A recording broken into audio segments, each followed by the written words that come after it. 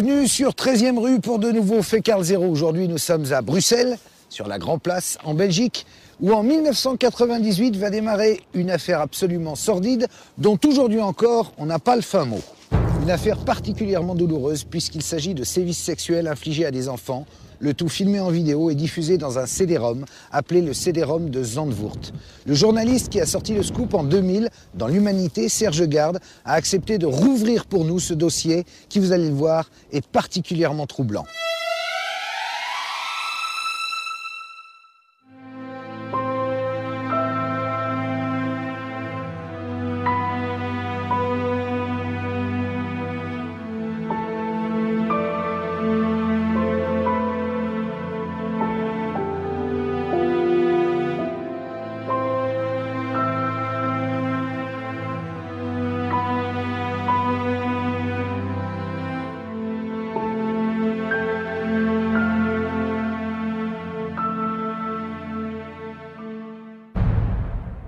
Un CD-ROM.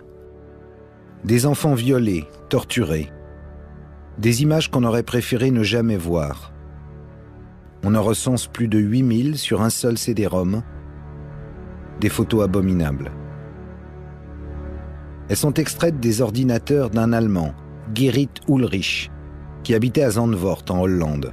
8000 photos qu'il commercialisait discrètement sur Internet.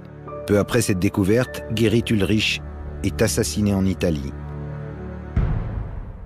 L'homme qui a récupéré le CD-ROM de Zandvoort s'appelle Marcel Vervlossem, un citoyen belge à la tête d'une petite association. Nous sommes devant la prison de Turnhout, à quelques kilomètres d'Anvers, en Belgique. Là où Marcel Vervlossem est en prison actuellement, il purge une peine de 3 ans et demi de prison pour des viols commis sur des mineurs. C'est lui qui a récupéré le fameux CD-ROM de Zandvoort. Alors, Marcel Vervlossem, héros ou salaud? Et que cache cette affaire de CD-ROM?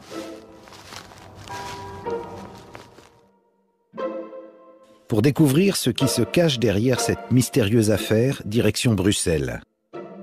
Nous arrivons au siège de l'association Morkoven, que préside Marcel Vervlossem.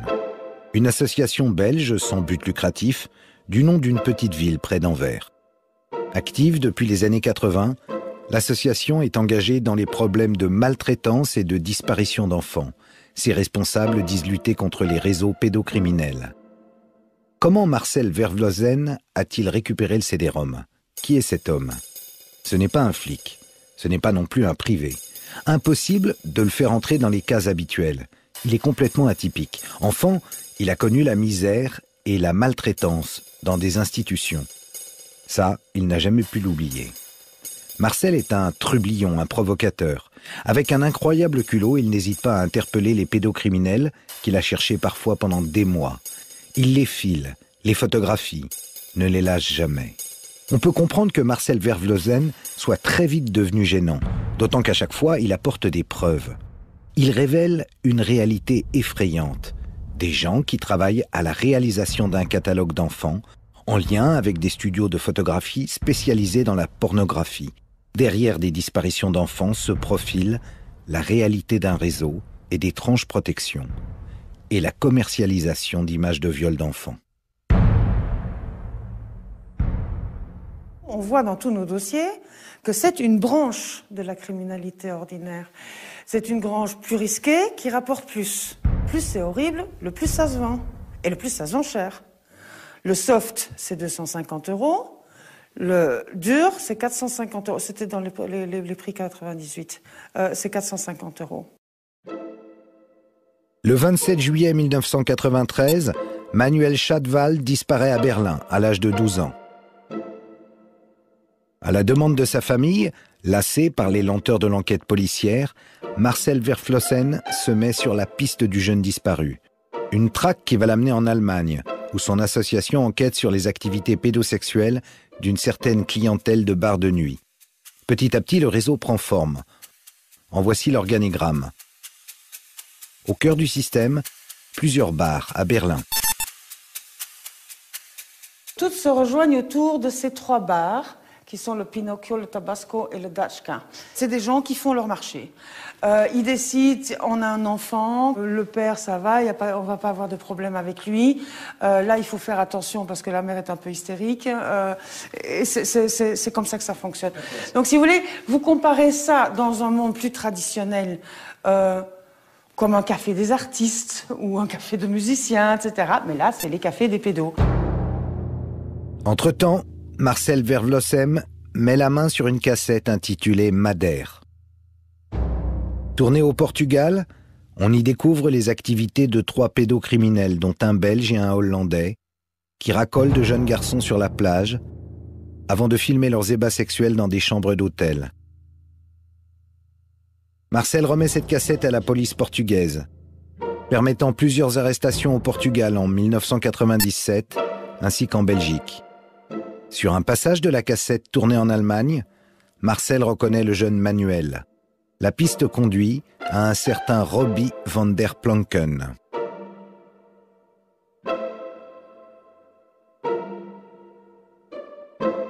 Robbie a été prostitué à 12 ans.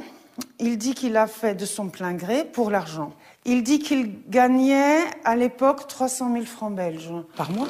Robbie, une ancienne petite victime, engluée dans le réseau en qualité de rabatteur.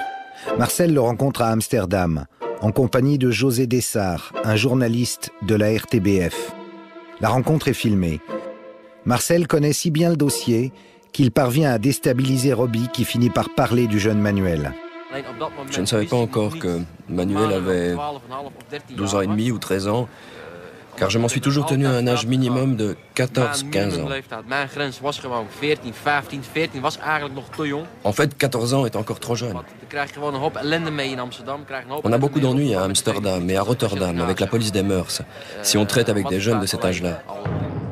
Pour détourner l'attention sur d'autres, Robbie parle. Il décrit les activités du réseau. Des snuff movies où l'on filme la mise à mort d'enfants. Robbie dit n'en avoir jamais vu. Mais il reconnaît le tournage de films hard, où la vie des enfants est en danger.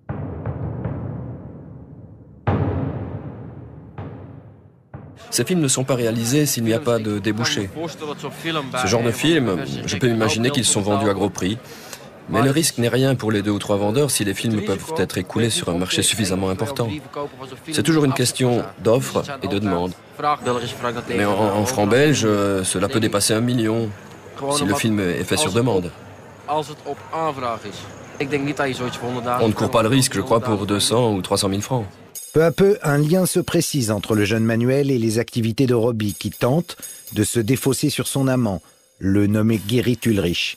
Cet homme de 49 ans est apparemment chargé de la diffusion des images sur Internet. Évidemment, Marcel s'empresse d'aller au contact d'Ulrich à Zandvoort, une station balnéaire en Hollande. La rencontre s'effectue dans l'appartement même d'Ulrich le 11 juin 1998. Ulrich était ivre ce soir-là. Il était complètement bourré. Ulrich l'a amené chez lui. Marcel a vu un appartement très luxueux, très moderne. Et 8 ordinateurs. Sur chaque ordinateur, il y a du pédoporno. Alors il dit, Ulrich, là, il y a quand même quelque chose qui ne va pas. Du pédoporno partout.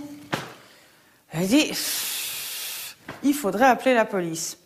Et Ulrich dit, non, je donne un CD-ROM où il y a Manuel. Et tu vas retrouver Manuel. L'appartement d'Ulrich à Zandvoort semble bien être le centre du réseau.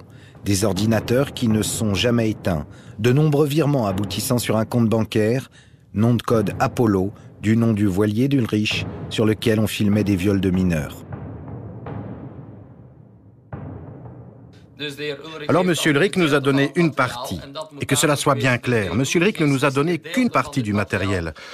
Je pense qu'il voulait faire un essai, qu'il voulait nous tester, voir ce que nous allions faire avec ce matériel qu'il nous a donné. Ulrich vient de signer son arrêt de mort. Quand il réalise son erreur, il panique et s'enfuit en France à Lyon, d'où il téléphone à Marcel. Mais ce qui est étrange, c'est que M. Ulrich nous a téléphoné quelques jours plus tard, de Lyon, comme il l'a dit lui-même, pour nous dire où se trouvait sa cachette secrète. Chez Ulrich, à Zandvoort, on retrouve sous le plancher des vêtements d'enfants et des centaines de milliers d'images pédocriminelles sur des CD-ROM. Ulrich, lui, s'enfuit en Italie, où il va être assassiné par Robbie van der Planken. Mon avis personnel est que Ulrich a été éliminé parce que, je le suppose, il n'a pas eu seulement un contact avec nous, mais il a probablement cherché d'autres contacts aussi pour pouvoir quitter le milieu. Marcel ne retrouve pas Manuel sur les CD-ROM. En revanche, il découvre des milliers de photos d'enfants violentés, tableaux de chasse de trafiquants pervers. Photo après photo, une galerie de l'indicible. Des viols et des tortures d'enfants. Des viols de bébés. Que faire de ces CD-ROM ? Puisqu'il est en Hollande, Marcel Vervlossen va remettre le premier CD-ROM à la police néerlandaise qui va en tirer un fichier de portrait. Puis, il rentre en Belgique et après avoir pris soin d'en faire une copie pour son association, il en remet une autre à la police belge. Marcel espérait que la justice allait enquêter sur ce réseau Zandvoort. Cruelle illusion. Non seulement l'affaire Zandvoort va être enterrée, mais la justice va le harceler et finir par le condamner. Comment expliquer ce retournement de situation ? Au moment où Marcel révèle l'affaire de Zandvoort, triste hasard de calendrier, la Belgique s'enfonce dans une crise profonde. Rappelez-vous, c'était 4 ans avant l'affaire de Zandvoort. Un fait divers qui va devenir un immense scandale au point de déchirer la Belgique et d'ébranler largement ses institutions. Car ce qu'on découvre après l'arrestation de Marc Dutroux est tellement inimaginable que toutes les consciences vont en être traumatisées. Ici en Belgique, bien sûr, mais aussi en France et dans toute l'Europe.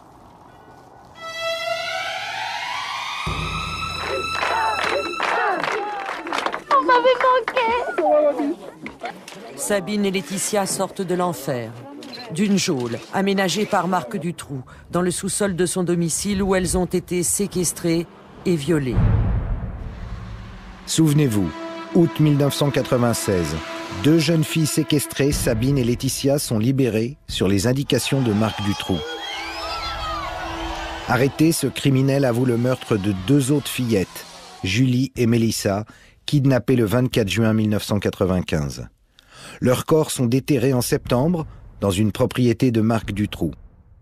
Des perquisitions s'ensuivent. 400 cassettes vidéo sont saisies. Elles ne seront pas exploitées au cours de l'enquête.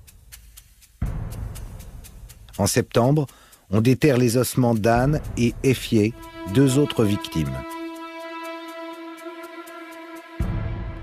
L'émotion fait place à l'horreur lorsqu'il apparaît au cours de l'instruction confiée au juge Conrot que la gendarmerie disposait depuis longtemps de très nombreux éléments pour arrêter Marc Dutroux.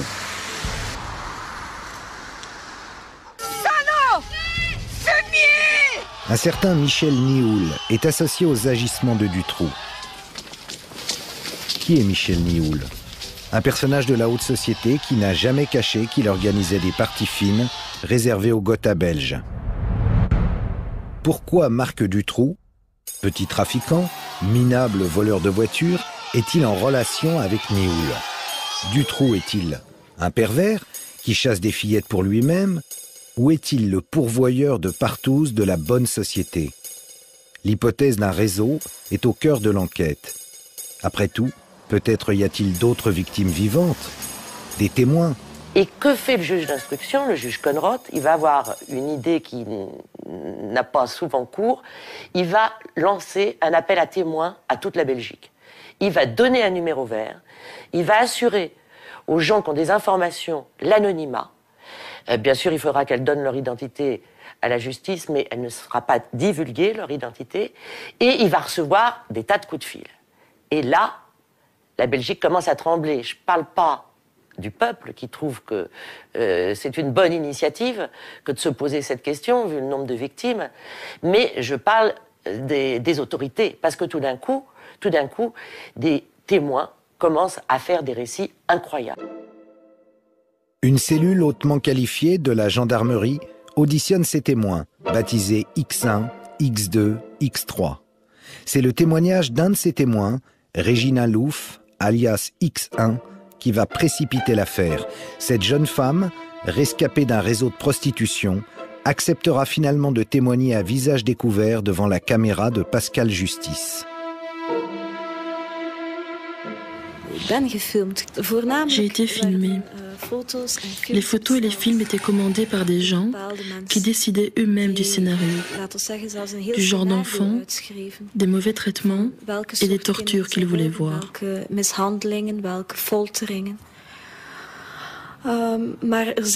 il y avait également des photos et des films commerciaux qui devaient simplement être distribués dans un réseau de pédophiles beaucoup plus conventionnel. Au début, il y avait des enfants amenés par leur famille, qui étaient préparés à être abusés. Ensuite, on est passé à des enfants kidnappés dans la rue. Ils étaient terrorisés et les abuseurs aimaient ça. Prendre des enfants dans la rue représentait un risque énorme, mais ça rendait le jeu encore plus excitant. Et on va avoir des convictions, c'est que non seulement on la rencontre elle, mais on en rencontre d'autres, c'est qu'il y a des lieux qui se croisent, c'est qu'il y a des témoignages qui se croisent, alors que ces jeunes femmes ne se connaissent pas. Elles ont vécu des choses avec des personnages identiques, parfois dans des lieux identiques, et surtout des événements incroyables auxquels l'imagination laisse pantois quand on pense à des chasses d'enfants qu'on laissait courir dehors nus, qu'on essayait d'attraper, enfin des trucs, des horreurs. Et tout ça aurait été fait dans une société bourgeoise, pour ne pas dire plus. Donc, voilà, l'enquête là-dessus a été que Regina Louf, un titre dans la presse a bien résumé l'état d'esprit des enquêteurs, égale Louf, c'est-à-dire cinglé. Les témoins X font peur. Regina Louf est diffamée, discréditée. L'équipe de gendarmes concernée est mise au placard. L'opinion publique se hérisse. Il y a deux communautés en Belgique. Et cette union, elle est fragile. Et il faut savoir que la famille royale représentait le lien entre ces deux communautés. Et que si certaines personnes avaient évoqué dans certains témoignages quelques implications plus ou moins proches de la famille royale, alors là, cette Belgique, elle aurait peut-être pu... J'imagine que le pouvoir a pu s'imaginer mettre à mal l'unité. Il a été question de l'unité de la Belgique dans la période de l'affaire Dutroux. Donc je crois qu'il y a eu une volonté de ne pas chercher au-delà de Dutroux s'il existait ou non des réseaux pour des questions de stabilité de l'État. Alors il faut coûte que coûte stopper le juge Conrot. Le premier prétexte fera l'affaire. Justement, le juge est photographié lors d'un dîner de soutien aux victimes de Dutroux. Le juge Conrot est dessaisi, au motif qu'il ne serait pas impartial. Bonjour, la Cour de cassation vient de trancher. Elle ordonne le dessaisissement du juge Conrot, mais c'est important. Le peuple belge en colère descend dans la rue pour protester contre l'éviction du juge Conrot, qu'il considère comme le héros qui a libéré Sabine et Laetitia, le seul qui ose s'attaquer aux puissants. Le 30 octobre 1996, 350 000 personnes, selon la police, défilent silencieusement dans les rues de Bruxelles. Du jamais vu. Une marche blanche canalisant une colère dans la dignité. Puis, les mois passent. L'affaire Dutroux va être réécrite par un nouveau juge d'instruction, le juge Langlois. Dutroux devient un prédateur solitaire. Les réseaux n'existent pas. Encore faut-il convaincre l'opinion publique. Alors que la presse s'était engouffrée dans l'idée que peut-être derrière il y avait des réseaux, tout d'un coup, la majorité de la presse va se retourner pour dire que non, Dutroux, c'est un pervers solitaire. Il va y avoir deux clans dans ce pays, ceux qui vont croire au réseau, qu'on va appeler les comploteurs, et puis ceux qui n'y croient pas. Et on les appelle les croyants et les non-croyants. En Belgique, après 1996, qu'on se le dise, il n'y a plus de réseau. Et c'est malheureusement dans cette période que Marcel Vervlossen révèle l'existence du CD-ROM de Zandvoort. Le plus mauvais moment au mauvais endroit. Le dossier Zandvoort est enterré en Belgique, mais voilà qu'il réapparaît en France. Serge, le CD-ROM apparaît en 98 et toi tu en parles le 24 février 2000. Pourquoi attendre ? À l'automne 1999, je suis en Belgique. J'enquête sur ce qui se passe dans l'affaire Dutroux. Il y a des choses un peu bizarres. Je veux voir ça d'un peu plus près. Et puis, quelqu'un qui est assez proche de l'enquête me dit « Vous devriez téléphoner à tel numéro, etc. » Je téléphone. Je finis par rencontrer des gens qui me donnent un fichier. Voilà. Un fichier établi à partir d'un CD-ROM. Et c'est comme ça que je découvre. On voit des visages d'enfants. Voilà, on voit des visages d'enfants. C'est un document sérieux, il a été établi par la police hollandaise. Et quand je découvre ça, ma première réaction, c'est qui sont ces enfants ? Et puis, qu'est-ce qu'on fait pour les retrouver ? S'ils sont là, c'est qu'ils sont en danger, parce que ce sont des portraits qui sont tirés d'images de viol, d'images de violences sexuelles sur des enfants. S'agit-il d'une manipulation ? En novembre 1999, Serge Garde est en possession du fichier papier. Il se méfie et veut absolument vérifier que les photos du fichier papier de la police hollandaise correspondent bien au CD-ROM de Zandvoort. Des vérifications qui vont durer 3 mois. Une fois la filiation établie entre le CD-ROM et le fichier papier, arrive enfin le moment crucial de la publication. Est-ce que tu subis des pressions quand tu proposes à l'Humanité, qui est ton journal à l'époque, de sortir l'enquête ? Non. Non. Je suis soutenu par la rédaction en chef. Je dirais que là où il y a eu un problème, c'est comment illustrer l'article. C'est qu'il n'était pas question de publier des photos. Mais comment montrer que ça existe sans révéler les photos ? Là, on a eu une hésitation, mais pendant 3 jours. Et alors ? Avant de trouver une solution. Après, c'est Joël Lumien, un photographe, qui a mis toutes les images du fichier sur un mur et qui en a fait une photo avec un effet de perspective. Et brusquement, on réalise combien... On voit l'ampleur du... 472 photos, comme ça. Le 24 février 2000, l'Humanité fait sa une sur le dossier de la honte et publie ses révélations. 3 pages entières. Comment trouver les mots pour transmettre l'indignation, la colère sur des visages insoutenables. Toutes les radios, toutes les télés s'émeuvent. Puis, le soufflet médiatique retombe. C'est un sujet qu'on n'aime pas. On n'aime pas traiter. Voilà, parce que on ne sait pas où ça va mener, donc tout devient plus urgent par rapport à ça, quoi. C'est alors qu'une pigiste propose au Figaro de reprendre l'enquête. Pour Laurence Beneux, l'affaire de pédocriminalité est indiscutable. Les photos existent, elle aussi les a vues. Les 6 et 7 avril 2000, le Figaro fait sa une sur le problème que posent les réseaux pédocriminels et lui consacre 2 pages. C'était une espèce de matérialisation qu'il existe une criminalité organisée autour de la pédocriminalité, enfin, qui s'en prend aux enfants. Et notamment tout cet aspect photographie. Donc d'un seul coup, c'était des milliers de photos où des crimes se donnaient à voir. On pouvait en parler comme ça, mais là d'un seul coup, ça devenait concret. Les images sont abominables. Parler du viol d'un bébé, ça paraît, c'est inconcevable. D'un seul coup, on le voit. C'est-à-dire qu'on est obligé de se dire ça existe. Il y a des gens qui violent des bébés. Si on n'a pas vu ça, on ne peut pas l'imaginer. Une petite fille qui avait une lèvre explosée, on voyait, elle avait le visage qui avait été massacré, ça se voyait. C'est-à-dire, elle saignait, elle pleurait, et c'était le côté incroyablement malsain d'avoir gardé cette image. Ça montrait, il y a des gens là où on voyait qu'il y a des gens qui prennent plaisir, en fait, à voir la souffrance d'enfants. Là, on parle même plus seulement de perversion sexuelle, on parle d'une perversion sadique. L'Humanité, plus le Figaro, c'est inhabituel, et ça commence à faire beaucoup. Alors le 12 avril 2000, quelques jours après la publication du Figaro, la ministre de la Justice, Elisabeth Guigou, intervient en direct dans le journal télévisé de France 3. La police et la justice ne peuvent rien faire puisque ce sont des photos de visage. Ce qu'il faut, c'est faire un travail très minutieux pour confronter ces photos aux images pornographiques qui sont dans le CD-ROM que nous ne disposons pas.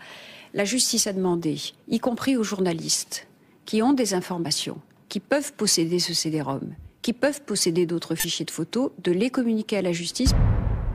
Elle lançait un appel aux journalistes qui auraient des documents à les remettre à la justice parce qu'il y avait une volonté d'enquêter. Elisabeth Guigou admet donc que son ministère dispose du fichier photographique. D'ailleurs, Interpol en a une copie. Mais sans le CD-ROM, ajoute-t-elle, nous ne pouvons rien faire. Alors pourquoi la chancellerie ne le réclame-t-elle pas à la justice hollandaise? Serge Garde, le journaliste de l'Humanité, fournit le CD-ROM et le fichier au procureur général. C'est pas habituel. Un journaliste n'est pas un auxiliaire de police. Seulement, je suis journaliste, je suis citoyen, je suis aussi père de famille, et je sais que les documents du CD-ROM peuvent permettre de sauver des enfants.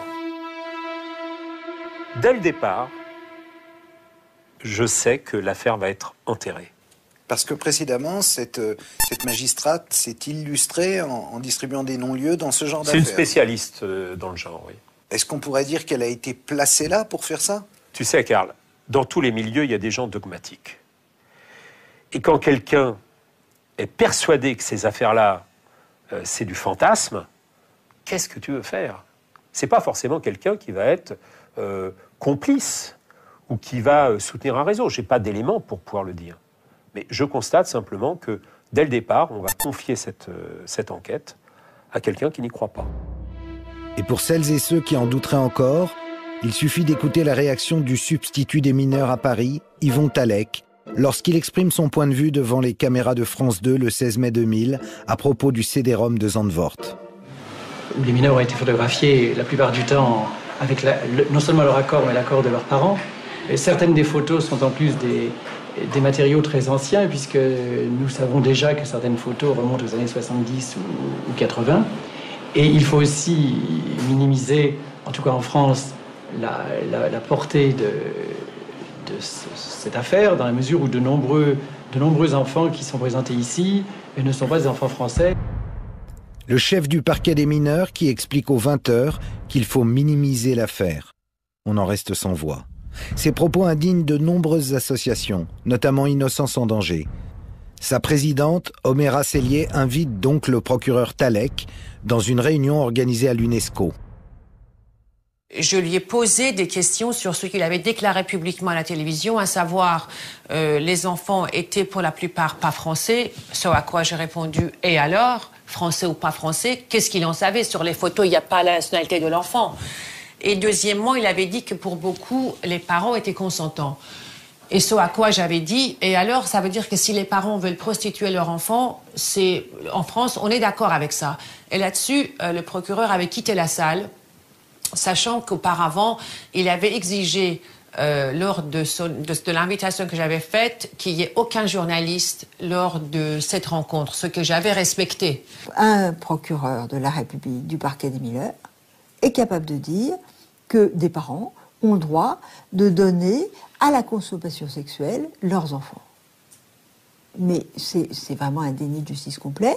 C'est, de mon point de vue, une méconnaissance des lois. Ça pourrait s'appeler proxénétisme. Ça pourrait s'appeler viol.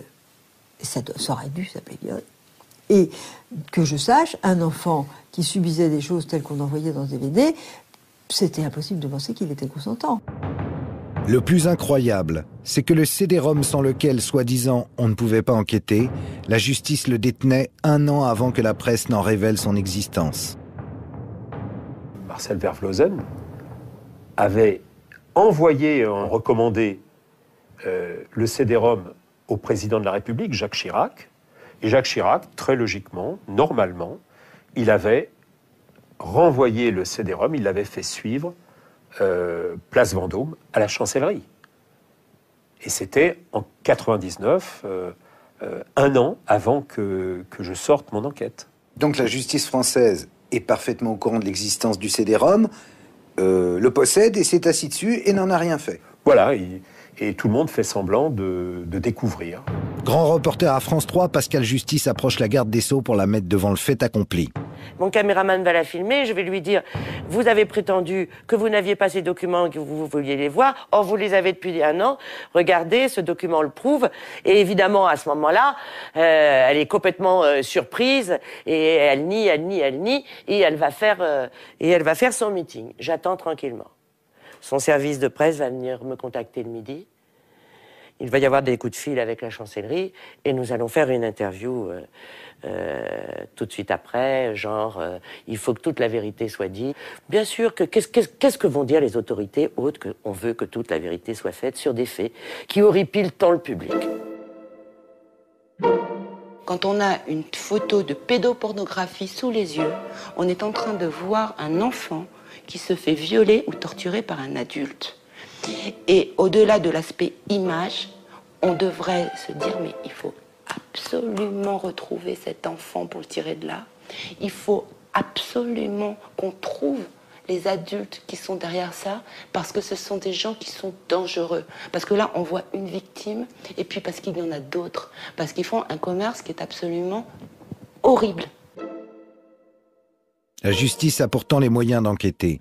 Les journalistes ont remis, outre le CD-ROM, des agendas, des listings d'adresses liés au réseau de Gerrit Ulrich. On y trouve des dizaines de contacts personnels, des références bancaires, des comptes joints en France, en Hollande, en Belgique, dans de nombreux pays de l'Est, en Grande-Bretagne, aux États-Unis et même à la Banque mondiale.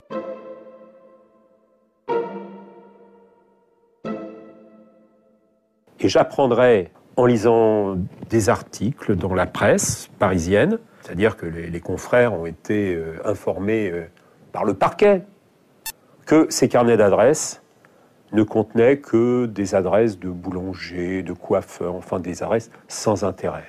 Sans intérêt pour la justice.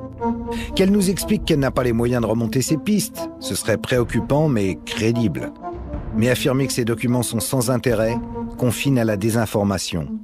Par ailleurs, ce qu'on n'avait pas prévu au ministère, c'est que dès la publication de l'enquête, le téléphone n'arrêtait pas de sonner au standard de l'humanité. Les journalistes ont reçu des centaines de personnes qui souhaitaient venir consulter le fichier. Évidemment, je n'ai pas compté, je ne m'attendais pas à un tel raz-de-marée, mais c'est peut-être 150, 200 personnes qui sont venues au journal pour voir le fichier parce qu'ils avaient des craintes, parce que il y en a qui sont venus des États-Unis, de Floride. Brusquement, on voyait à quel point il y avait une réelle inquiétude et que ça concernait énormément de monde. Donc, à la fois, on espérait des reconnaissances et en même temps, on les redoutait parce que faut mesurer ce que c'est quand vous avez des parents, une mère qui brusquement met son doigt sur une photo en disant « c'est mon fils ». Voilà. Et c'est arrivé. C'est arrivé une première fois, et puis ensuite une deuxième fois, et puis après, c'était... Toutes les personnes qui demandent à voir le fichier de Zandvoort sont inquiètes à propos d'enfants soit disparus, soit présumés victimes de violences sexuelles. Plusieurs dossiers judiciaires sont ouverts. Toutes ces personnes sont en quête de vérité, comme ce pédiatre. Un troublant témoignage. Le docteur Spitz est pédiatre. Il consulte le fichier, reconnaît 2 enfants venus dans son cabinet, se plaignant d'abus sexuels, des témoignages que les juges n'ont pas pris au sérieux. Vous savez, dans la vie, on peut toujours se tromper. Mais là, trop, c'est trop. Parce que l'enfant m'a dit quand même, il y a plus d'1 an. Et il y a des messieurs qui prennent des photos. Et ils dessinent des caméras sur ces dessins. C'est un hasard, c'est bizarre quand même. Et on le retrouve en photo.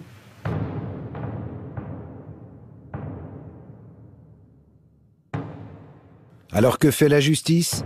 La consultation du fichier est finalement autorisée dans les gendarmeries. Oh, pas pour longtemps. Quelques semaines seulement. Et les reconnaissances se multiplient. Plusieurs familles françaises disent reconnaître leur enfant sur le fichier. On a des informations judiciaires en cours et ces photos pourraient aider ces enquêtes. Au lieu de donner ces photos, ces documents à des fins d'enquête, aux enquêteurs, aux magistrats instructeurs, enfin à tous ces gens qui sont déjà en train de travailler sur ces dossiers, On ne leur donne pas. On ouvre une information judiciaire à part. Toutes les enquêtes particulières déjà ouvertes sont noyées dans le dossier Zandvoort qui devient hypertrophié. Au total, 81 mineurs sont reconnus par des proches. Un tournant dans l'enquête, mais direction l'impasse. Qu'elles soient effectuées devant les journalistes ou devant les gendarmes, toutes les reconnaissances sont qualifiées d'erreurs. Pas une mère, pas un médecin, pas un travailleur social ne sera cru.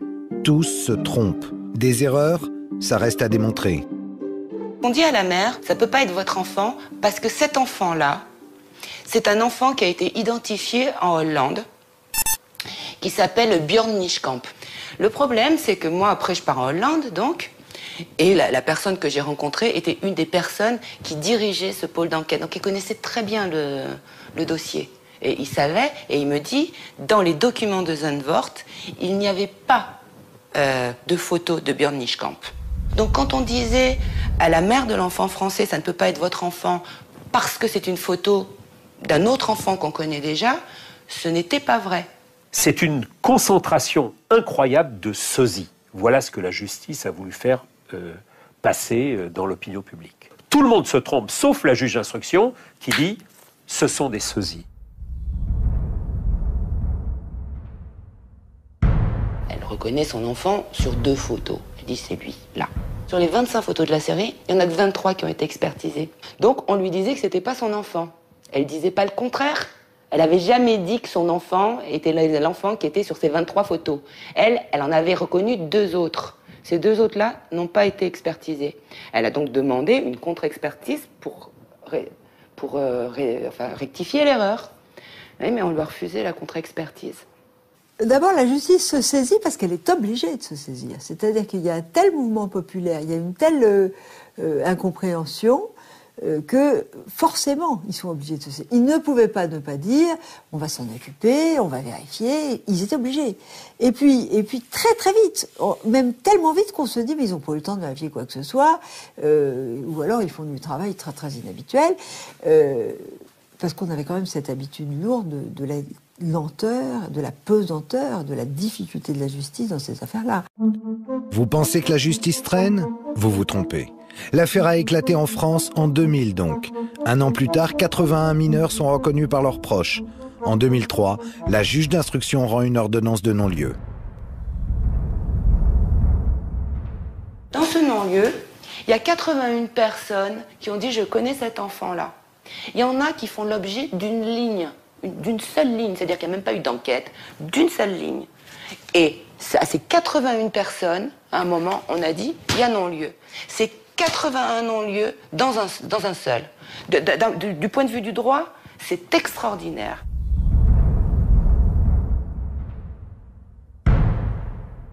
Et certains de ces enfants ont été du coup rendus aux parents ou à la personne qui en a eu la garde, dont ils parlaient comme leur abuseur. Ces enfants ont été tellement ballottés, tellement broyés, tellement pas crus, tellement détruits et ont été témoins de la destruction de leur famille autour d'eux à cause du fait qu'ils avaient parlé d'un abus sexuel. Qu'ils m'ont dit, ils sont plusieurs à m'avoir dit, j'aurais jamais dû parler. Ils l'ont dit avec des mots différents, mais c'est ça qu'ils ont dit. Donc moi, j'ai pas été étonnée, j'étais furieuse, parce que c'était quand même tellement spectaculaire et des vraies preuves qu'on se disait quand même, c'est quand même fou que même ça, il n'existe pas. On sait que des enfants ont été reconnus sur ces photos, et ça n'a pas déclenché quoi que ce soit judiciairement intéressant. Au fond, la justice a rejeté tout ce qui leur a obligé à pousser l'enquête. Les 81 mineurs reconnus ne seraient pas ceux qu'on croyait, admettons. Mais s'il y a une erreur sur la personne, alors dans ce cas-là, il n'empêche que derrière chaque photo se trouve bien un enfant réel. Et on en revient à la question qu'on se pose depuis le départ, depuis le début de l'enquête. Qui sont ces enfants? Que fait-on pour les retrouver? Et là, silence radio. Comment expliquer une telle absence de réaction face à une criminalité aussi grave? La présidente d'Innocence en danger ne peut se satisfaire de la situation. Elle retourne voir le procureur Yvon Talec. La seule réponse que j'ai eue, c'était que je devais cesser de m'acharner sur Zandvoort. Je ne m'acharnais pas du tout, je voulais juste comprendre, parce qu'il y avait des gosses derrière, que je devais cesser cet acharnement parce que ce dossier ne se rouvrirait jamais. L'enterrement du CD-ROM de Zandvoort passe mal. Entre deux enquêtes en Afrique du Sud et en Amérique latine, un rapporteur spécial de l'ONU fait escale à Paris. J'ai appris qu'il y avait en France du trafic et de la prostitution touchant les enfants et que cela constituait un problème inquiétant. Il y a eu aussi des plaintes et des dénonciations précises de mères qui se disent poursuivies par des groupes pouvant être assimilés à des mafias ou à des loges organisant la pornographie infantile. Dans son rapport, Juan Miguel Petit pointe des questions préoccupantes. Le refus d'envisager l'existence de réseaux. La brigade des mineurs a émis des doutes quant à l'existence de réseaux pornographiques impliquant des enfants. On doute donc, tout en reconnaissant les protections dont bénéficient certaines personnes impliquées dans ces activités. Le rapport relève également de nombreux dysfonctionnements dans le traitement judiciaire des dossiers de violences sexuelles sur des mineurs et préconise la création d'un organisme indépendant pour lever les blocages. Cette proposition urgente, selon l'ONU, n'a jamais connu le moindre début d'application. À la direction centrale de la police judiciaire, on ne partage pas l'inquiétude du rapporteur de l'ONU. Cette histoire de réseau criminel, c'est vraiment le fantasme par excellence des journalistes, des associations, tout ce qu'on veut. Mais le fait est que, il y en a peut-être, en tout cas on ne les a jamais démantelés en France. Jamais démantelés en France. Le commissaire a la mémoire courte. Dans l'émotion soulevée par l'affaire Dutroux, 3 réseaux français ont été démantelés en quelques mois. Toro Bravo, réseau franco-colombien découvert en 96, 67 personnes impliquées. L'opération Achille en 97, qui permet 48 interpellations. Et le vaste coup de filet Ado 71, lancé dans toute la France à partir de la Saône-et-Loire, qui aboutit à 209 mises en examen. Puis, l'affaire Dutroux étant recadrée en Belgique, brusquement, plus aucun réseau en France. Tout dépend ce qu'on entend par réseau pédophile, c'est une question de définition. Un réseau criminel, en matière de stupéfiants, ça n'a pas le même sens, à mon avis en tout cas, qu'un réseau d'internautes pédophiles. Ce qu'on rencontre, nous, sur la toile, ce sont des internautes qui vont se connaître par le biais du net. Il peut y en avoir un à Lille, un à Marseille, un à Paris, un à Strasbourg, qui ne se connaissent pas autrement que par le net, et qui vont trouver des points d'intérêt communs, qui est donc leur déviance pédophile, s'échanger des images. On en est là, dans ces réseaux français, entre guillemets, qui vont déborder aussi largement les frontières de l'Hexagone. En termes de production, nous n'avons pas actuellement, en dehors de quelques sites que je qualifierais d'artisanaux, nous n'avons pas en France de réseaux criminels qui vont enlever des enfants, les soumettre à des abus sexuels, filmer ou photographier et ensuite diffuser ça sur Internet. On n'en a pas en France, on n'en a pas dans la plupart des autres pays européens, excepté tous les pays de l'ancien bloc de l'Est. En résumé, les réseaux pédocriminels n'existent pas, puisqu'ils ne ressemblent pas aux réseaux de Cosa Nostra. Mais qui a prétendu que les réseaux pédocriminels devaient ressembler aux réseaux mafieux classiques? Finalement, on ne risque pas de trouver ce qu'on ne cherche pas. Et pourquoi chercherait-on ce qui n'existe pas, puisque c'est un fantasme? Ce qui est frappant, c'est que de l'aveu même de la police, c'est qu'il n'existe en France aucun chiffre, aucune étude concernant la pédocriminalité. En France, il n'y a pas d'étude qui ait pu être établie sur les bénéfices illégaux, illicites, tirés par les producteurs d'images qui mettent ça en ligne. Les seuls chiffres qu'on a sont des chiffres américains qui évaluent ces bénéfices criminels à plusieurs milliards de dollars. En 2003, l'affaire du CD-ROM de Zandvoort est donc définitivement enterrée. Et en 2004 s'ouvre au palais de justice le procès de Marc Dutroux après 8 années d'instruction. Quel sort la justice belge va-t-elle réserver à son ennemi public numéro 1? Suspense. Enfin, suspense cousu de fil blanc. Marc Dutroux, pourquoi vous ne donnez pas les noms du prétendu réseau? Après 8 années d'une enquête mouvementée, qui a débuté sur l'hypothèse d'un réseau, le dossier a été réorienté après le dessaisissement du juge Conrot. Le procès va-t-il faire émerger la vérité? Dutroux, pourvoyeur d'un réseau ou psychopathe solitaire? C'est l'enjeu des 5 semaines du procès. J'ai même vécu cette dichotomie journaliste croyant-non croyant au sein de ma propre chaîne. La personne qui faisait les éditos, les comptes rendus du procès, a commencé très fort la première journée en disant et de sources proches de l'enquête, on se rend bien compte que la thèse du réseau ne tient pas. Et moi, j'étais en train d'aller interviewer les parents de Julie et Mélissa qui refusaient cette parodie de justice. Les parents des victimes de Dutroux déplorent que la thèse du réseau soit écartée. Quand on était encore à l'époque de la disparition des enfants et qu'on ne savait absolument rien, nous, on était simplement des parents qui avaient porté plainte contre X. On a le sentiment d'être toujours des parents contre X. Si ce n'est que la séquestration des enfants, on est certain qu'elle s'est produite chez Dutroux. C'est Marc Dutroux qui a mis le feu aux poudres. L'enlèvement de Sabine, dit-il, c'était à l'origine pour le réseau. La thèse du réseau, c'est Dutroux qui l'a avancée, sans toutefois le dénoncer. Pour son ancien avocat, Maître Magnier, il est pourtant difficile de ne pas y croire. S'il y a un réseau pour des voitures volées, s'il y a un réseau pour de la drogue, s'il y a un réseau pour la prostitution, pourquoi n'y aurait-il pas un réseau aussi pour les enfants ou les très jeunes filles? La clé du procès, c'est lui, Michel Nihoul, l'organisateur des parties fines de la bonne société belge. Michel Nihoul peut être le lien entre Dutroux et le réseau. Mais Nihoul, qui ne cache pas ses hautes relations, arrive libre au procès. Visiblement pas du tout inquiet sur son sort. Il se dit victime des apparences. Je corresponds. Je corresponds parce qu'il faut reconnaître que j'ai été partouzeur pendant quelques années, dans les années 85 à 89. Je corresponds parce que je suis un homme d'affaires. Je corresponds parce que je connais des gens haut placés. Aucune de ces personnalités haut placées ne viendra témoigner au procès. Michel Nihoul est reconnu coupable d'être le chef d'une association de malfaiteurs active dans le trafic de drogue et d'êtres humains. En revanche, il a été acquitté pour les enlèvements d'enfants.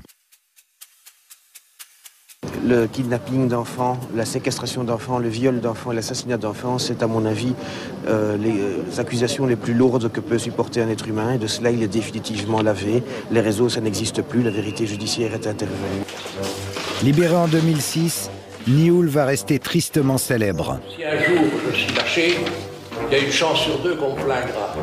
De Dutroux, on a fait un monstre. De moi, on m'a présenté comme le diable. Trop de questions sont restées en suspens. Pourquoi fréquentait-il Dutroux?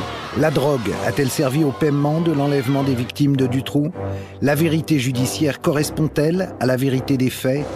Mais moi, je suis déçu comme il a quitté, je suis déçu. Moi pas, j'ai dit yes.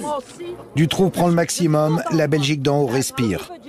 Un tout petit peu. Bien sûr, je ne peux pas être satisfaite de la condamnation d'un Dutroux solitaire. Pourquoi ? Parce que je ne peux pas être satisfaite de l'enquête qui permet cette condamnation. Cette enquête, elle n'a pas été sérieusement menée. Difficile également d'être satisfait avec ce qui s'est passé dans l'affaire du CD-ROM de Zandvoort. Le dossier est totalement enterré. Quant à l'homme par qui le scandale est arrivé, Marcel Vervlosen, il est en train de mourir à petit feu derrière moi dans cette prison lugubre. Alors qu'il a dénoncé plusieurs réseaux et permis l'arrestation de pédocriminels, à l'âge de 55 ans, c'est lui, Marcel Vervlosen, qui se retrouve condamné à 3 ans et demi de prison par la Cour d'appel d'Anvers en février 2008 pour des viols d'enfants et, ironie de l'histoire, détention d'images pornographiques. Souffrant de diabète et d'un cancer avancé, l'état de santé de Marcel est plus qu'alarmant. La justice belge lui interdit tout contact avec la presse. Mais il peut passer quelques coups de fil à son association. Nous avons la chance d'être là au moment d'un de ses appels depuis sa prison. Allô Marcel, tu penses que tu payes ton combat sur le dossier Zandvoort? C'est à cause de Zandvoort que tu as tous ces ennuis? Oui, c'est le dossier Zandvoort. La justice belge a peur, n'est pas investiguée, n'est pas tracer les abuseurs, etc., etc., etc. Et ces représailles, moi... Là, ce soir, au moment où nous parlons, est-ce que ta vie est en danger? Moi, c'est 5 opérations ici. Et mon cœur, c'est cancre, c'est leucémie, les nids, etc., etc., etc. Et voilà, c'est finish. C'est finish ici. Le ministre de la Justice belge a refusé de répondre à nos questions. Il a refusé de libérer pour raison médicale Marcel. Un point qu'il est important de rappeler, Marcel n'a jamais avoué les crimes qu'on lui reproche. Il a toujours clamé son innocence. Il a eu des accusations assez absurdes. Par exemple, une des personnes l'a accusé de l'avoir violée le jour de son anniversaire de ses 15 ans.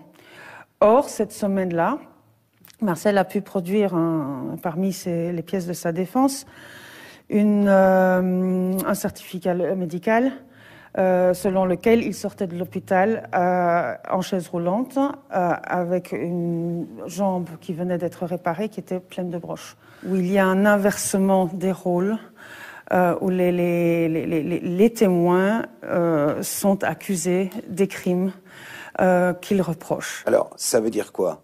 Ça veut dire que c'était un menteur ou que tout a été inventé, ou alors qu'il est tombé dans un piège? Marcel Vervlozen a été condamné pour plusieurs viols de mineurs. Si les faits sont avérés, les 3 ans de prison sont insuffisants. En dessous de 3 ans de prison, il n'y a pas de prison effective. Il n'y a pas de prison ferme. Il y a une peine de substitution.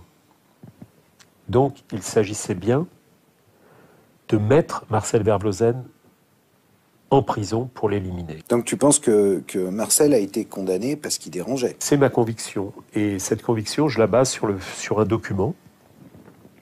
C'est une lettre que l'un de ses accusateurs a signée avec le tampon du bourgmestre, où il reconnaît avoir porté des fausses accusations et d'avoir été payé pour accuser Marcel Vervlozen. On essaie de le faire passer pour un pédophile? Ah bon? Marcel Vervlozen aurait accumulé autant d'images pédophiles qu'il a essayé de remettre aux polices du monde entier pour son plaisir personnel. Dites donc, il est sacrément habile, cet homme-là, si c'est un perverse. Marcel Vervlozen, c'est un emmerdeur. Il a révélé, en pleine affaire du trou, des choses qu'il n'était plus possible de voir ou de montrer. Et il le paye. On l'a dit, c'est un emmerdeur, Marcel. Lorsqu'il révèle au grand public l'existence du CD-ROM en 98, de nombreuses informations lui parviennent du monde entier. Il en transmet certaines à plusieurs autorités européennes, dont la France. Ces informations pouvaient nourrir plusieurs dossiers d'instruction en cours. Mais le dossier Zandvoort est classé sans suite. Cette inertie va peser sur certaines célèbres affaires de pédocriminalité en France. En 2005, un méga procès débouche sur 62 condamnations à Angers. Zandvoort ne sera pas évoqué. Dommage. 5 enfants identifiés sur le fichier étaient de la région. Rappelez-vous aussi l'affaire des 7 jeunes filles disparues dans l'Yonne. 7 jeunes filles confiées à la DAS. Et l'enquête, enterrée pendant 20 ans, malgré l'acharnement du gendarme Jambert, cruellement isolée. Comment expliquer que 2 des disparus aient pu être reconnus sur le fichier de Zandvoort?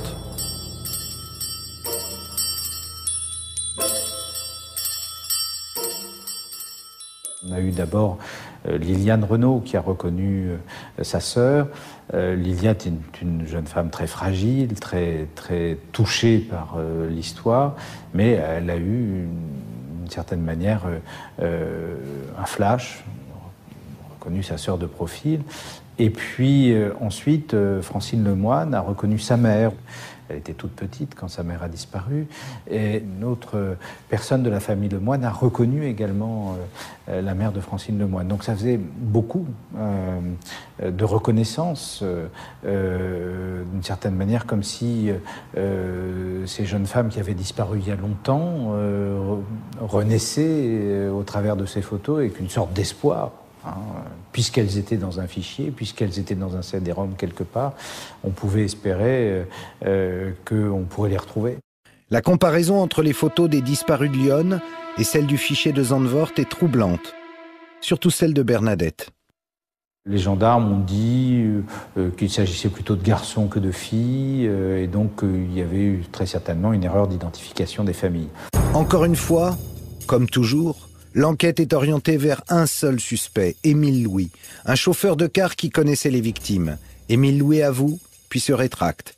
Mais un faisceau d'indices l'accable. Si les photos des 2 disparus apparaissent sur le fichier de la police hollandaise, la thèse du pervers solitaire est sacrément fragilisée.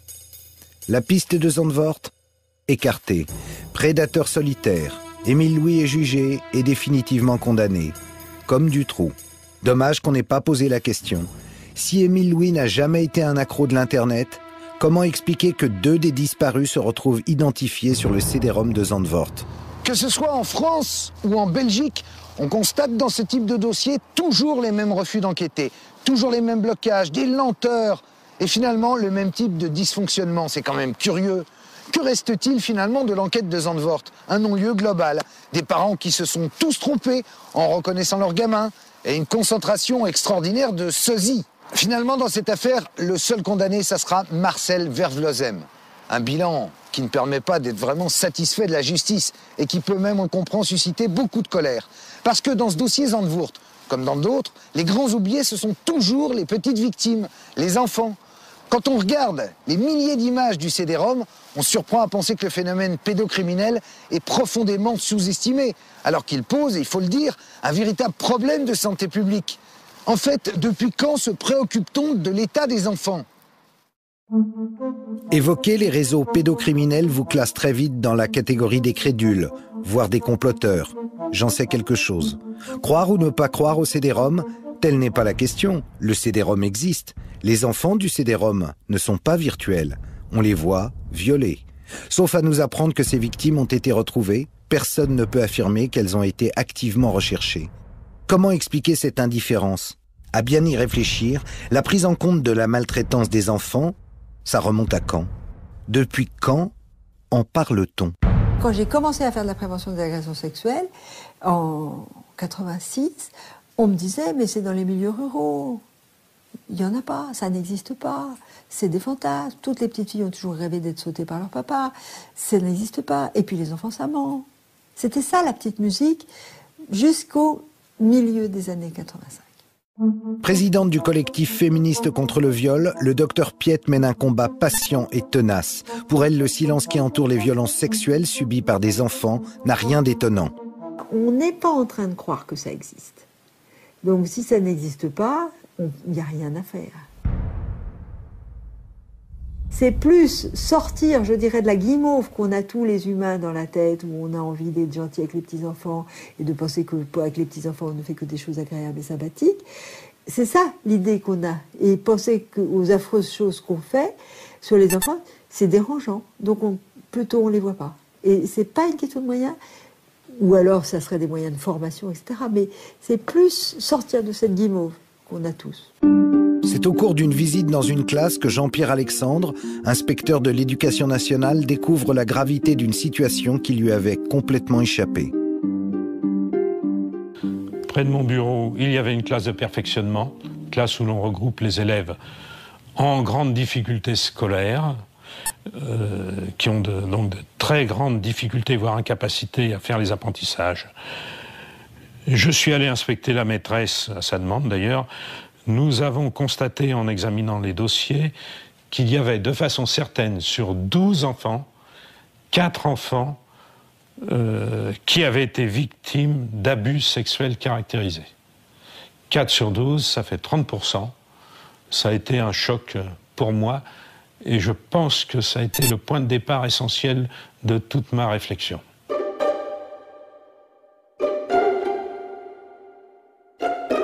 Dans cette circonscription que j'avais en charge, à faire entre 10 et 20 signalements par an.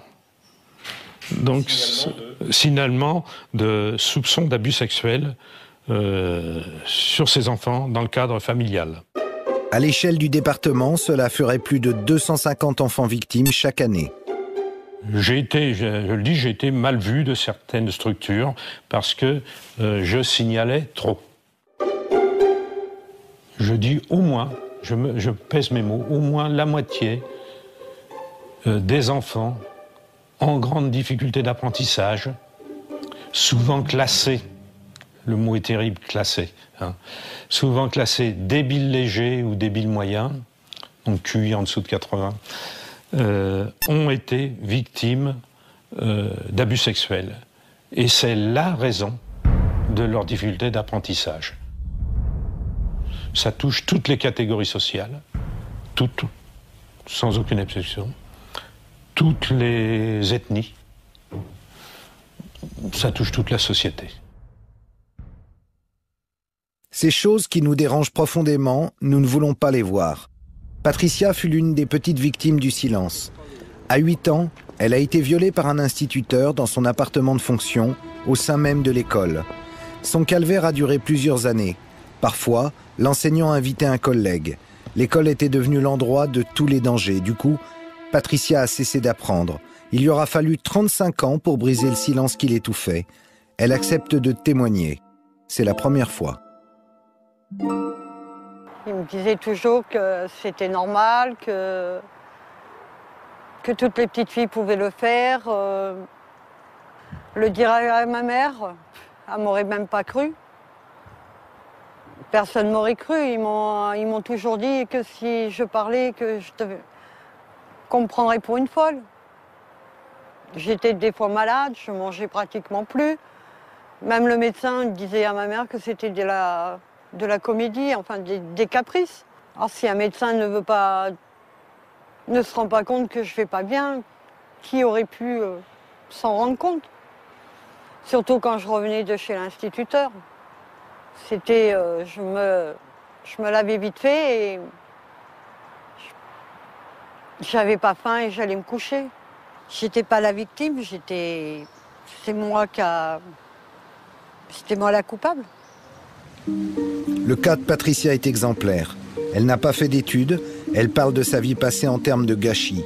Le viol qu'elle a subi enfant a également rétréci son espace vital. Alors qu'elle habite à 50 km de Paris, c'est la première fois qu'elle vient dans la capitale. Depuis qu'elle a pu se libérer de son lourd secret, Patricia peut se reconstruire. Et puis je commence à me dire que c'était pas la faute de la petite fille que j'ai été, que c'était les salauds. Plus le temps passe, puis je me dis la petite fille que j'ai été n'était pas coupable. Et en fait, on disait, nous, le tabou, c'est pas de violer son enfant, le tabou, c'est que ça se sache.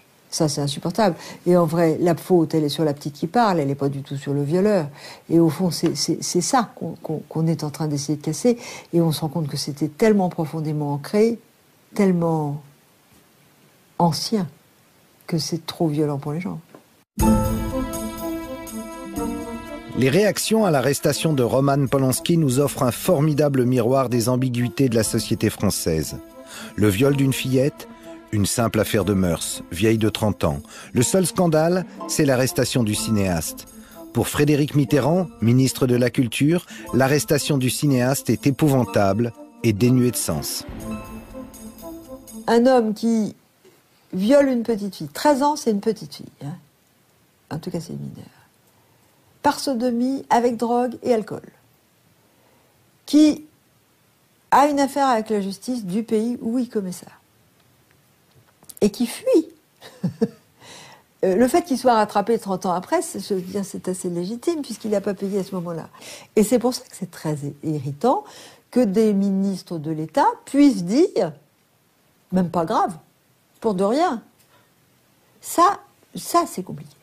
Ainsi, Bernard Kouchner, ministre des Affaires étrangères, intervient auprès de son homologue aux États-Unis, Hillary Clinton, pour demander ni plus ni moins la libération de Polanski. Le nombre de procès de violeurs d'enfants a prodigieusement augmenté ces dernières années. Les condamnations sont de plus en plus lourdes. On pourrait en conclure qu'enfin, la société est sortie du déni et qu'elle a une réaction à la hauteur du phénomène criminel. Mais est-ce qu'on en est si sûr ?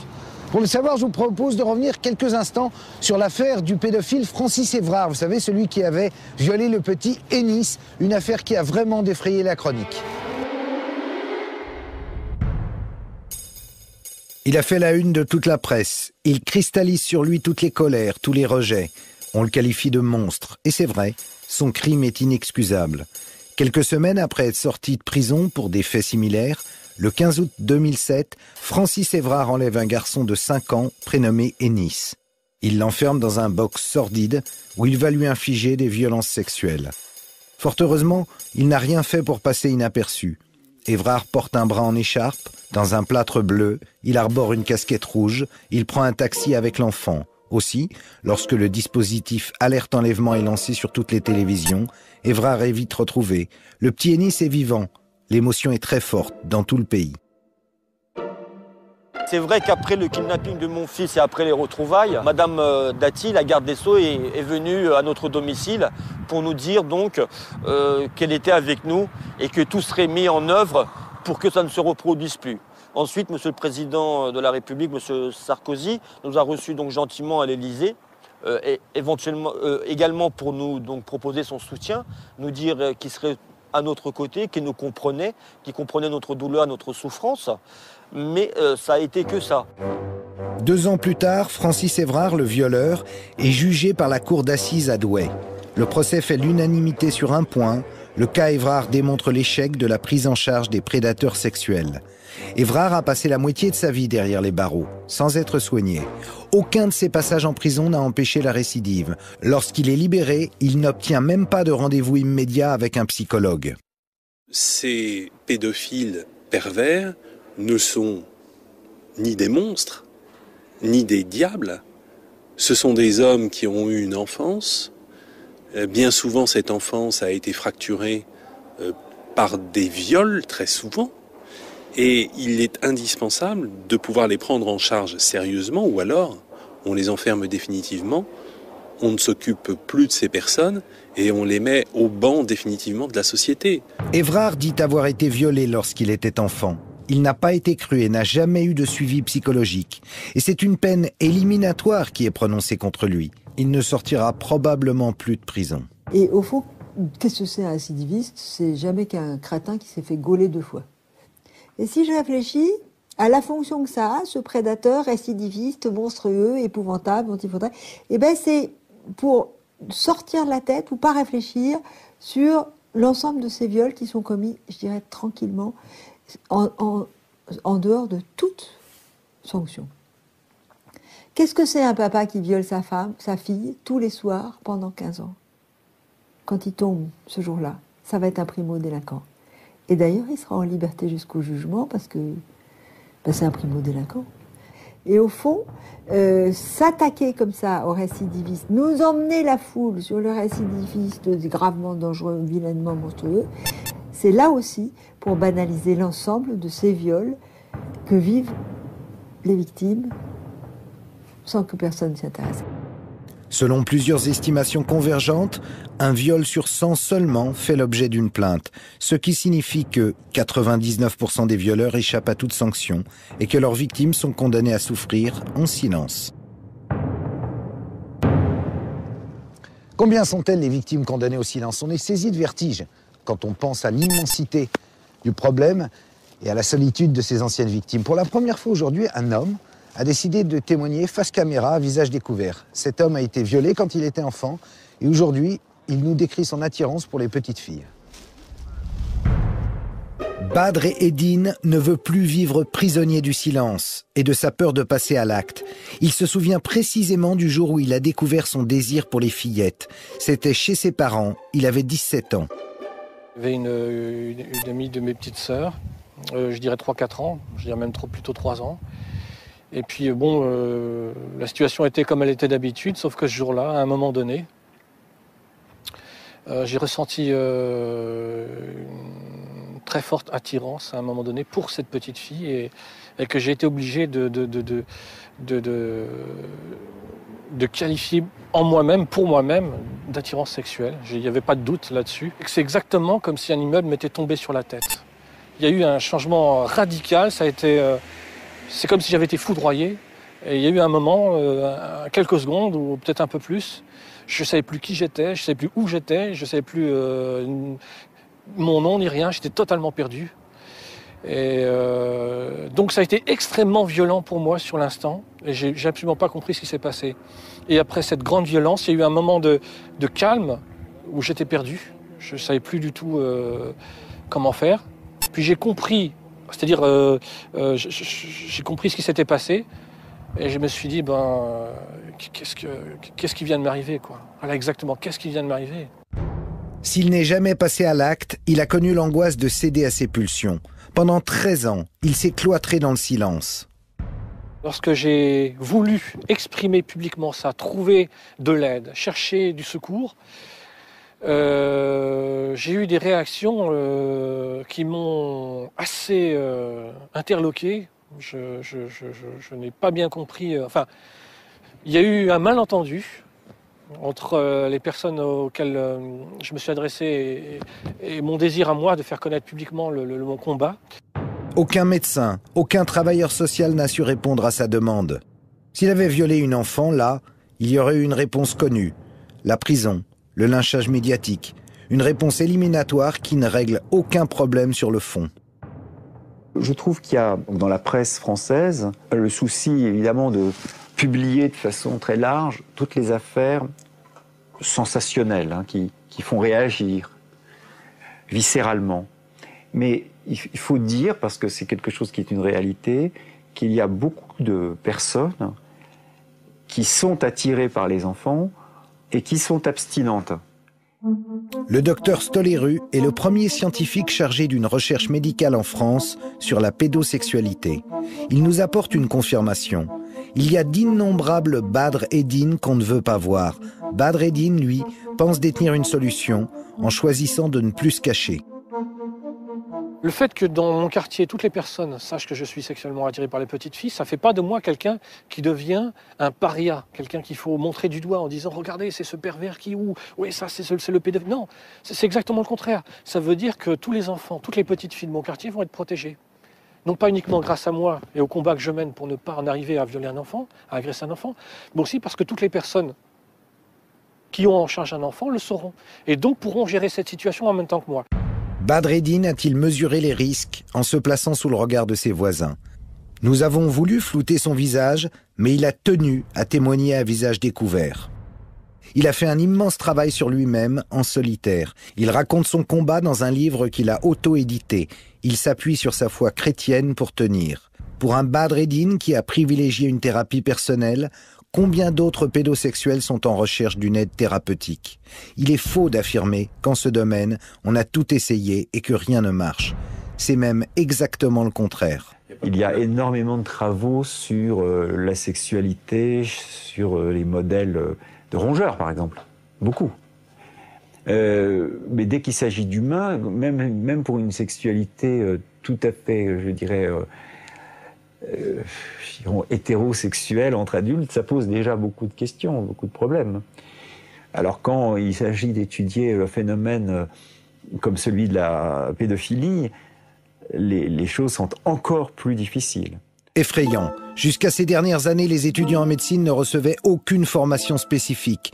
Comment alors les médecins pourraient-ils déceler des violences sexuelles et aider les personnes en proie à ce type de fantasme? Je n'ai jamais eu de cours sur la pédophilie. Et au cours de mon internat ou de mon clinica, je n'ai jamais eu l'occasion de recevoir un patient pédophile, tout simplement. D'où le combat du docteur Stoléru pour la création d'un centre pour accueillir les patients, un lieu de recherche et de formation pour les professionnels. C'est en 2009 seulement que l'INSERM a financé la première étude scientifique sur la pédosexualité, une expérience menée par le docteur Stoléru et ses collaborateurs sur des volontaires soumis à un traitement associant la prise de médicaments à un suivi psychologique. Le sujet nous dit, cliniquement, je ne ressens plus d'attirance sexuelle pour les enfants et, sur un plan socio-professionnel, j'ai réussi à bien mieux m'intégrer, à trouver une activité professionnelle où je me sens beaucoup plus épanoui que je n'étais. Malgré des résultats prometteurs, que croyez-vous qu'il arriva? L'expérience a été interrompue, faute de patients, alors que des centaines de pédocriminels sortent chaque année de prison avec une obligation de soins. Même si l'administration pénitentiaire refuse de jouer le jeu, il était possible de recruter des patients grâce à la télévision, comme cela a été fait en Allemagne avec ce clip.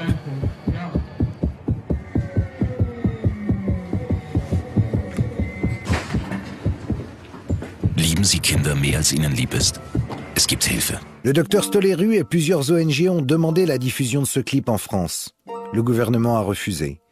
Dommage car en Allemagne, il y a eu plus de 500 appels en quelques semaines. Je crois que c'est quelque chose qui n'a pas traumatisé l'Allemagne. Il n'y a pas eu de psychose, comme certains en France m'ont dit. Il y aura une psychose si vous faites ça. Aujourd'hui, quelques années après, aucune psychose ne s'est déclarée en Allemagne suite à la diffusion sur la ZDF de ces spots. Ne pas aider les pédosexuels est lourd de conséquences. S'il y a bien une chose qui est claire, après des années et des années de recherche internationale sur ces questions, c'est que dans environ, on va dire, 50% des cas d'agresseurs sexuels, on retrouve dans leurs antécédents le fait d'avoir eux-mêmes été victimes d'agressions sexuelles.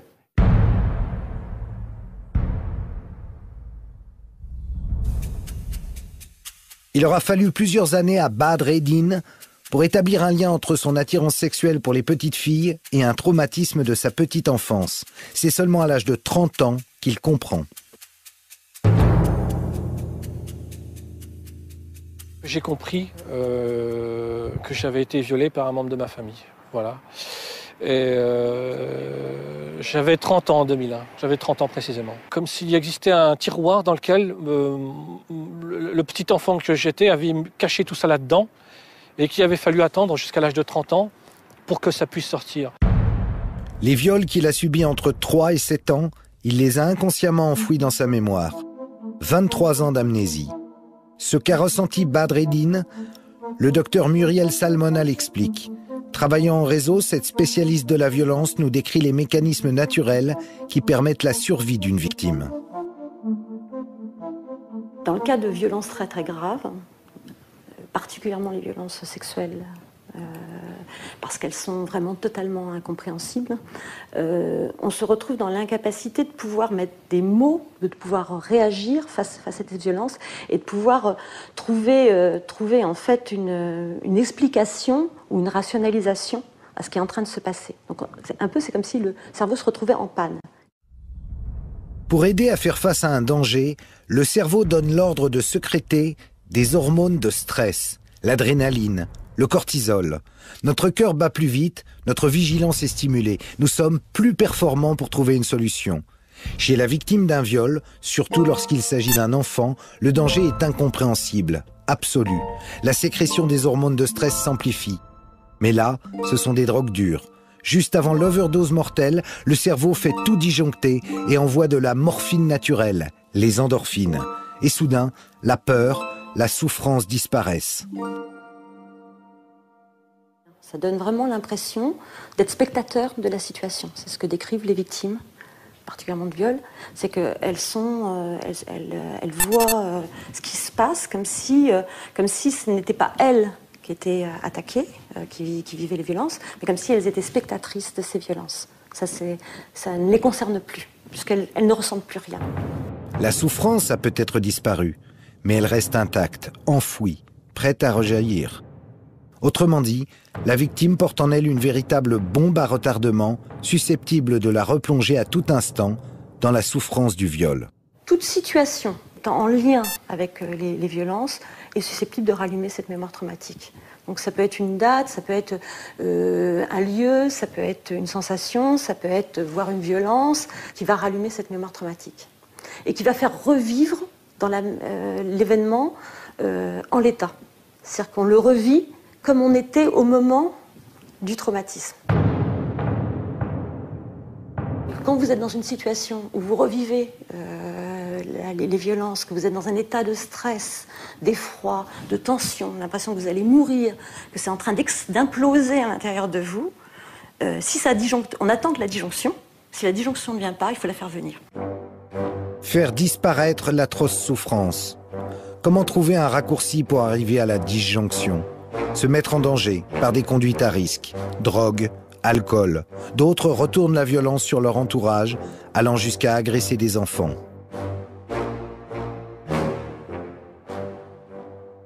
Et si on est violent en reproduisant à peu près en l'état les violences qu'on a subies dans l'enfance, on aggrave encore plus le stress, on se remet encore plus en scène, de façon encore plus incohérente, encore plus sidérante, puisqu'on reproduit quelque chose qu'on nous a fait, et qui nous a fait si mal, Je veux dire, on est encore plus dans l'incohérence, donc encore plus dans la sidération.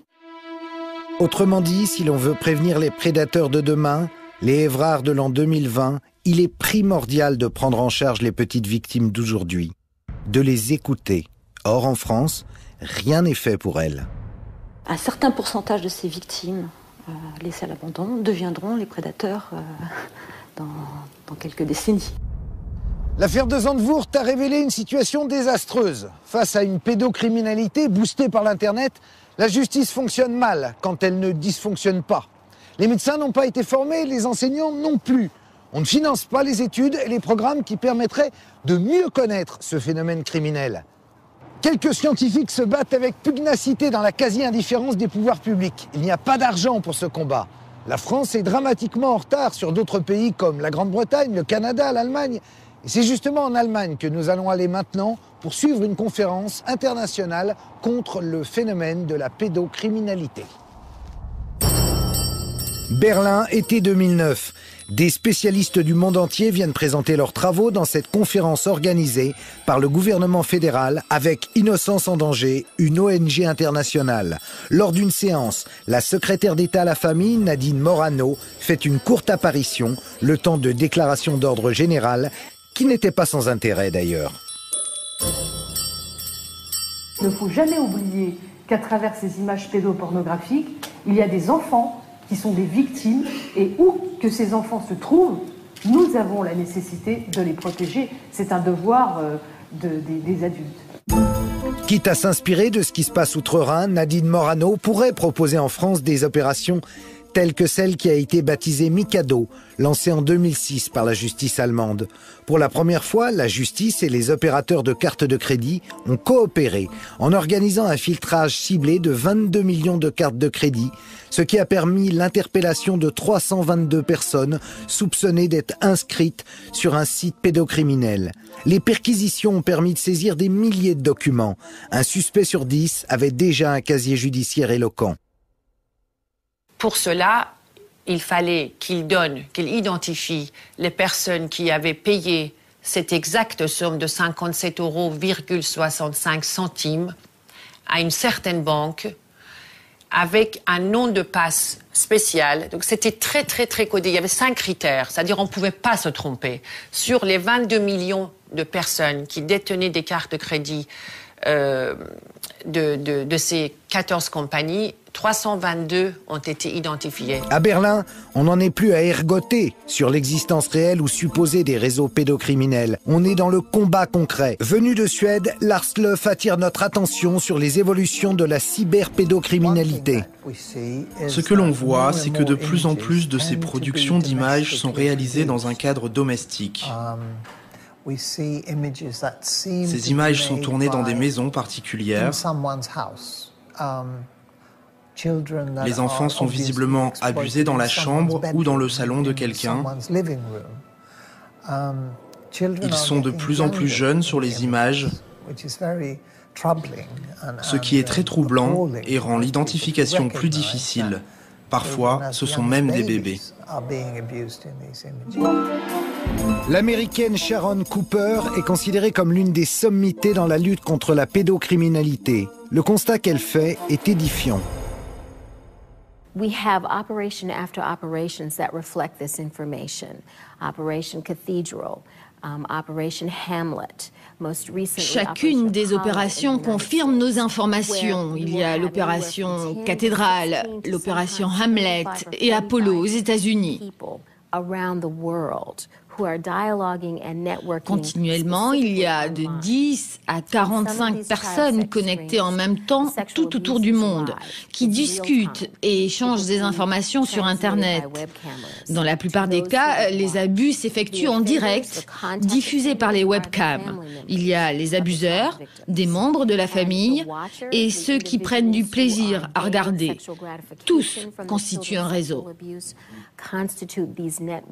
Fini l'époque des pédocriminels solitaires qui vendaient sous le manteau les photos ou les films 8 mm de viol d'enfants pour financer leur perversion.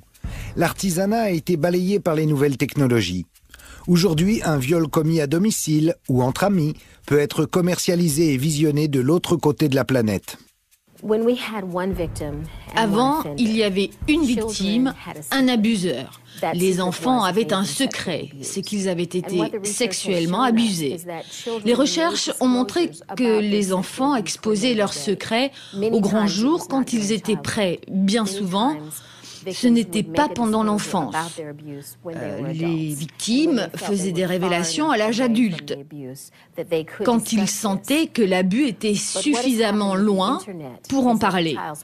Avec l'Internet, le secret de l'enfant n'en est plus un. L'abus devient visible. Oui, visible, et parfois même dans le monde entier.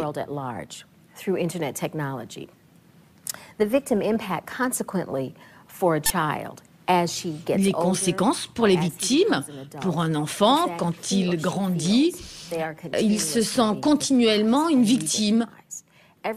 Et à chaque fois qu'une personne télécharge une image ou une vidéo de son viol, cet enfant redevient à nouveau une victime. En France, contrairement à ce qu'on entend parfois, la parole de l'enfant n'a jamais été sacralisée. Bien au contraire. Il n'existe d'ailleurs pas de statut de victime. En revanche, aux États-Unis, on indemnise les victimes à chaque téléchargement de leurs images. Au début, le montant s'élevait à 50 000 $, mais récemment, les tribunaux se prononcent plutôt autour de 200 000 $ par victime. Par conséquent, si une image d'une victime a été téléchargée par 400 personnes, comme c'était le cas dans une affaire récente que nous avons traitée, alors cet enfant a la possibilité de poursuivre pénalement ces 400 personnes pour être dédommagé dans le but de faciliter sa réhabilitation sociale.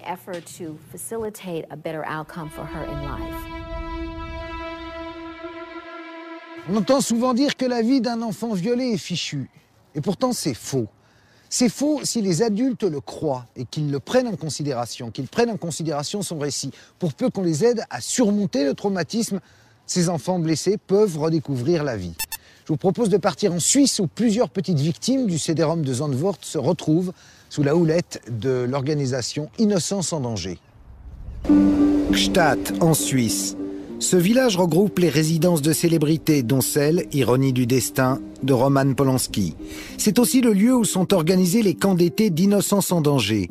Ici, chaque année, plusieurs petites victimes du réseau Zandvoort sont accueillies et prises en charge. Et oui, les petites victimes françaises vont trouver en Suisse ce qui n'existe pas en France. On leur fait faire donc des ateliers qui sont extraordinaires le matin. Quand ils font des sculptures, ils nous font des sculptures complètement dingues. Les peintures, la même chose. Ils ont un atelier photo. Pour ces enfants-là, c'est quand même un petit peu important. Et ils nous font des photos, ils se prennent en portrait les uns les autres. Et il y a des photos extraordinaires qui en ressortent. Ici, tous les enfants ont en commun un lourd passé. Les adultes les aident à se reconstruire avec des résultats si étonnants, si concrets, qu'une université allemande étudie ce phénomène de résilience.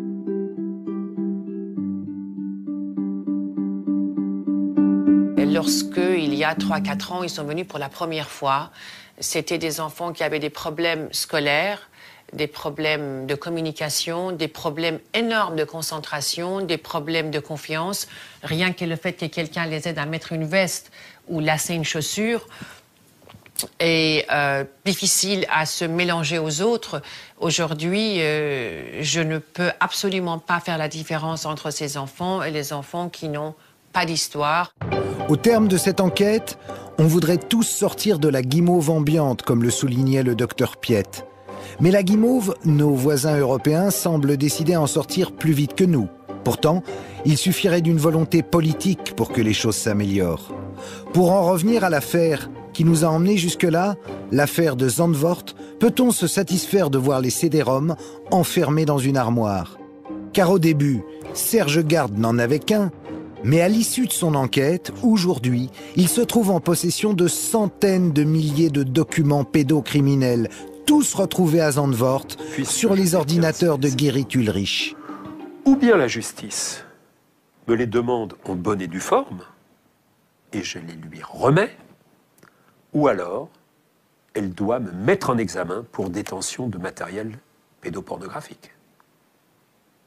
Donc tu vas finir comme Marcel en prison. J'en doute. Pour l'instant, en France, c'est plutôt l'étouffoir. Parce que utiliser tous ces CD-ROM, ça veut dire il faut des moyens, il faut des enquêteurs, etc. C'est tellement plus facile de regarder ailleurs et de faire comme s'il n'y avait rien. Nous voici donc au bout de notre contre-enquête. Nous vous avons présenté l'affaire du CD-ROM de Zandvoort en essayant de ne rien vous cacher. Mais comme vous, j'ai constaté qu'il y avait un certain décalage entre la réalité d'un côté, celle de la pédocriminalité, et celle des discours officiels en Europe, qui prétendent que tout est fait pour lutter contre. Maintenant, c'est à vous d'agir et de réfléchir en fonction de votre conscience. Après tout, chaque pays a la justice et la police qu'il mérite. Bonsoir.